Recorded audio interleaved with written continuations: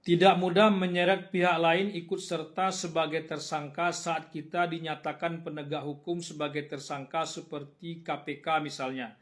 Itulah yang dialami Sekjen PDIP Hasto Kristianto saat dinyatakan KPK sebagai tersangka menjelang perayaan Natal kemarin. Apalagi kasus Hasto ini puncaknya. Tak beradik lagi kasus ini. Harun Masiku hanya menunggu waktu saja. Kalau menurut keterangan KPK, justru Harun Masiku itu melarikan diri atas perintah Hasto. Kalau pawangnya sendiri sudah tersangka, peliharaannya otomatis akan ikut.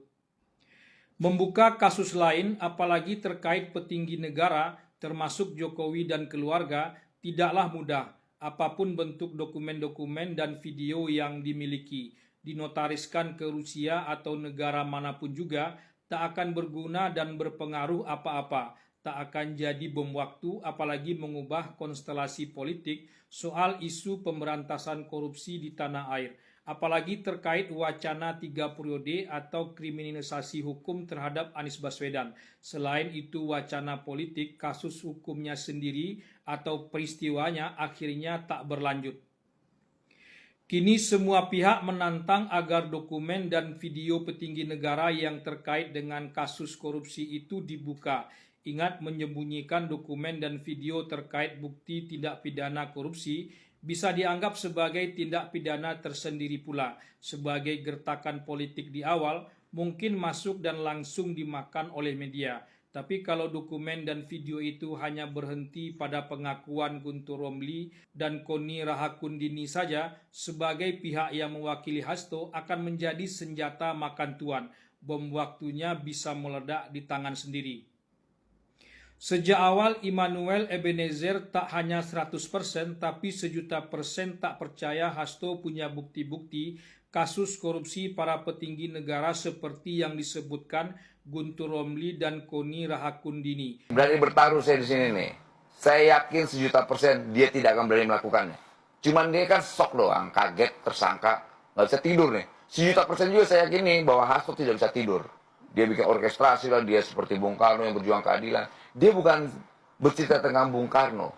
Kalau Bung Karno bicara tentang kemerdekaan Republik ini, Bung Parno dia, ya Parno ya, apa aja gitu.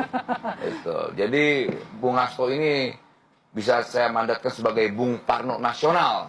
Malah Budiman Sujatmiko heran, dokumen kasus korupsi kok dibawa ke Rusia, yang korupsi orang Indonesia tapi dengan bangga pula mengatakan dinotariskan di Rusia. Kalau menurut saya, kalau memang ada masalah hukum nggak apa-apa, dilaporkan saja, ya. Kalau memang ada masalah hukum, saya kira kalau itu memang benar, silakan. Kalau diindikasikan ada pelanggaran hukum, dilaporkan saja pada lembaga penegak hukum di negara Kesatuan Republik Indonesia, bukan dilaporkan di lembaga di Republik Federasi Rusia. Mensesnek Prasetyo Hadi malah bertanya, memang ada? Kalau ada, ya dibuka saja. Memangnya ada.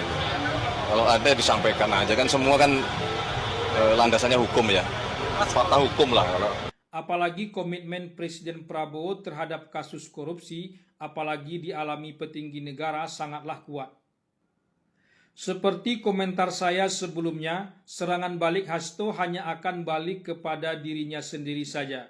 Untuk mengatakan pentersangkaan dirinya sebagai politisasi hukum dan kriminalisasi saja, sulitnya minta ampun. Sebab pengakuan-pengakuan dari mantan penyidik KPK justru menganggap pihak Hasto sendiri sebagai pihak berkuasa ketika itu yang melakukan politisasi hukum lewat pimpinan KPK ketika itu, yakni Firly Bahuri. Apalagi kemudian terungkap kedekatan antara Firly Bahuri dan Ketua Umum PDIP Megawati Soekarnoputri.